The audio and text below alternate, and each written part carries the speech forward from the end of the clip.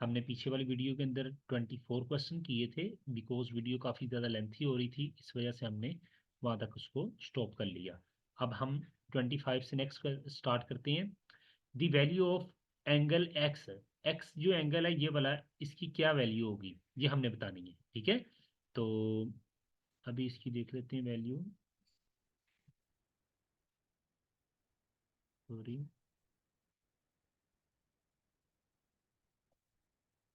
अच्छा जी, हमने ये जो एक्स है इस एंगल की वैल्यू बतानी है। ये 90 डिग्री का है और ये 50 का है।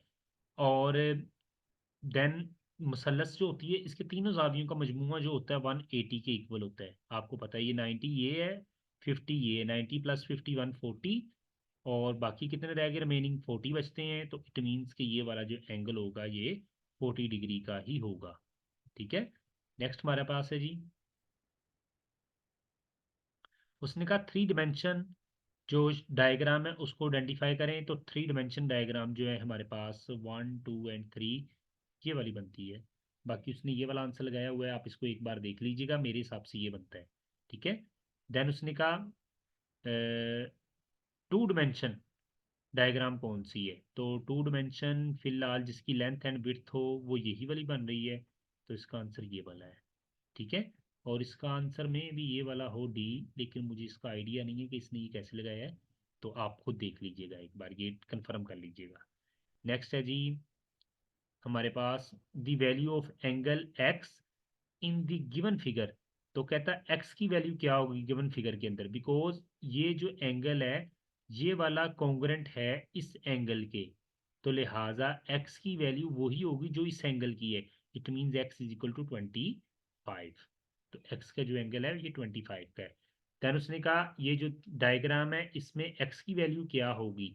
तो आप ये वाला क्वेश्चन खुद देख लीजिएगा, मुझे इसका आइडिया नहीं है। ठीक है, देन उसने नेक्स्ट क्वेश्चन 27 उसने कहा है द गिवन शेप इज। तो ये वाली जो शेप है इसको हम क्या नेम देते हैं, इसको हम कन्वेक्स पॉलीगॉन का नाम देते हैं।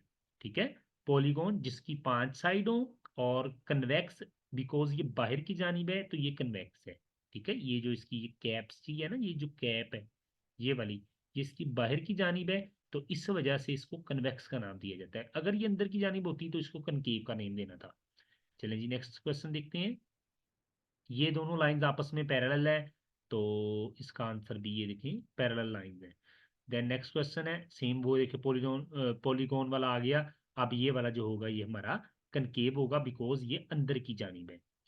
नेक्स्ट हमारे पास क्वेश्चन है the polynomial have at least one reflex angle, जिसके अंदर एक रिफ्लेक्स एंगल हो तो वो होती है डायग्राम कनकेव।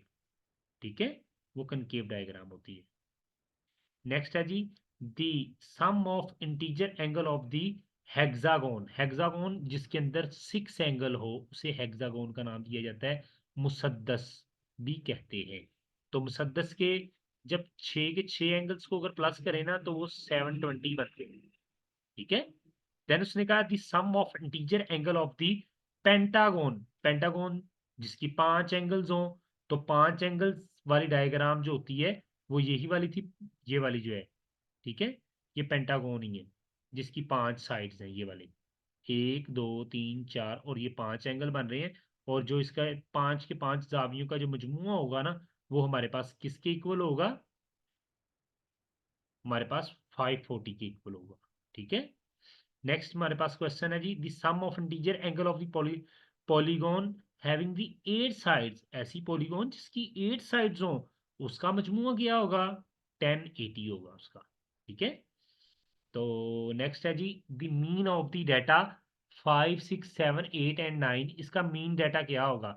मीन आप वैसे तो अगर सिंपल निकालना हो दो इधर से छोड़ो, दो वैल्यू इधर से छोड़ो, दरमियान वाली वैल्यू आपकी 7 बन रही है, तो यही इसका मीन है।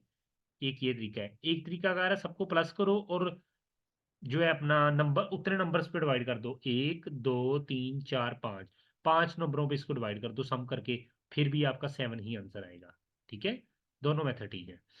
नेक्स्ट क्वेश्चन है हमारे पास the order of the rotational symmetry of the regular octagon octagon जिसके अंदर 8 साइड्स हो, 8 एंगल हो, उसे ऑक्टागोन का नेम दिया जाता है। ठीक है। नेक्स्ट हमारे पास क्वेश्चन है जी, the order of the rotational symmetry of the letter H. कहता इसके अंदर कितनी रिलेशनल सिमेट्रिक्स होंगी, एक जैसी होंगी? वो दो ही होंगी, बिकॉज एच डबल लाइन को शो कर रहा है। देन उसने कहा example of distance data, distance data या गैर मुसलसल डाटा। ठीक है। तो वो कौन सी वाली इसकी एग्जाम्पल है? Number of chairs in a room, एक रूम के अंदर जो चेयर्स की जो तादाद है ये गैर तसलसल है। ठीक है ना, एक तसलसल के साथ नहीं है, डिस्टेंस के साथ होती है, थोड़ा सा फासले में होती है, इस वजह से इसको हम ये कहेंगे। एक कमरों में कुर्सियों की तादाद। नेक्स्ट उसने कहा दी मोड ऑफ डाटा, इसका मोड क्या होगा? मोड होता है मोस्ट रिपीटेड वैल्यू। इसके अंदर मोस्ट रिपीटेड वैल्यू हमारे पास क्या है? 5 है, तो इसका आंसर है 5। नेक्स्ट क्वेश्चन है हमारे पास,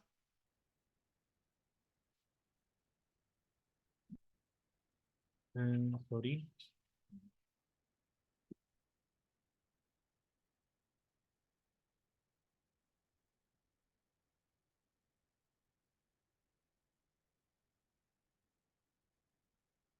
नेक्स्ट क्वेश्चन है हमारे पास, गैर मुसलसल हो गया है, आद भी हो गया।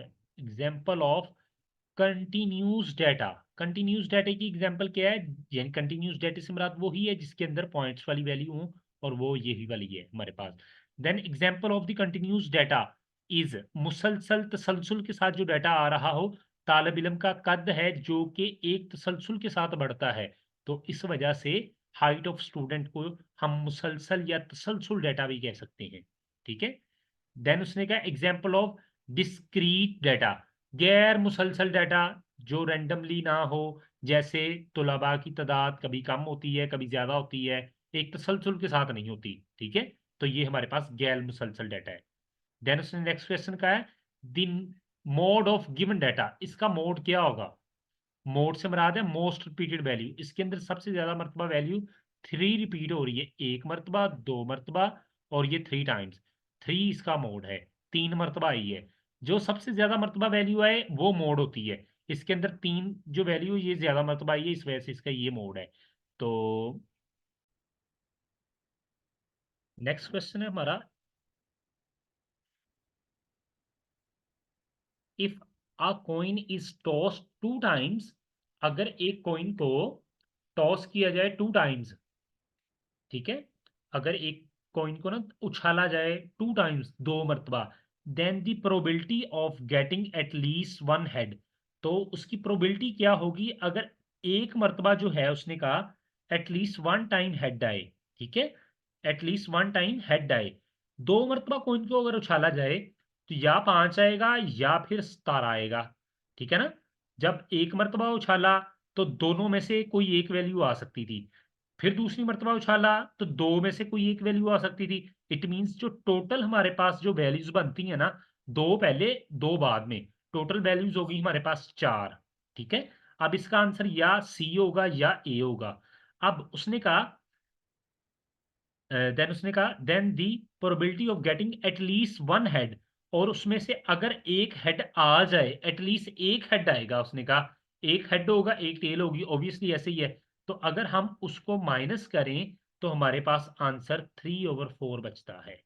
ठीक है, एटलीस्ट 1 हेड, 3/4, तो इसका आंसर सी होगा।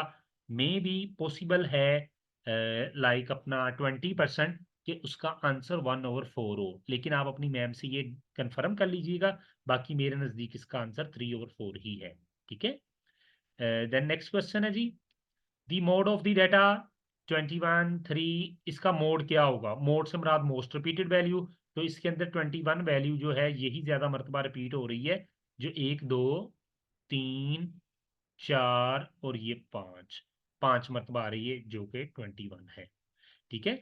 देन उसने फिर अगेन क्वेश्चन किया है प्रोबेबिलिटी वाला ही, दी डाइस इज रोल्ड, जो डाइस है ना, जो लूडो का दाना है, उसने कहा उसको रोल्ड किया है, फेंका है, the probability of getting 4 is, तो कहता देन 4 के आने के इम्कान क्या है?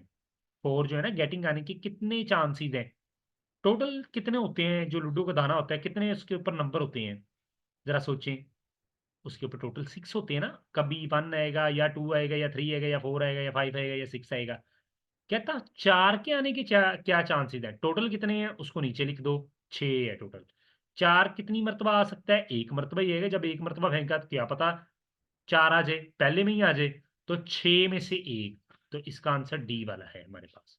ठीक है, देन उसने कहा हमारे पास P into e is equal to, ये किसके इक्वल होता है, ये पेज नंबर आपका 194 जो बुक है उसके ऊपर उसने ये फार्मूला लिख के दिया है, P into e is equal to n e over n s, ये इसका आंसर है। ठीक है, आप अपना पेज नंबर 94 194 ओपन करके देख लें, उसके ऊपर ये फार्मूला गिवन है।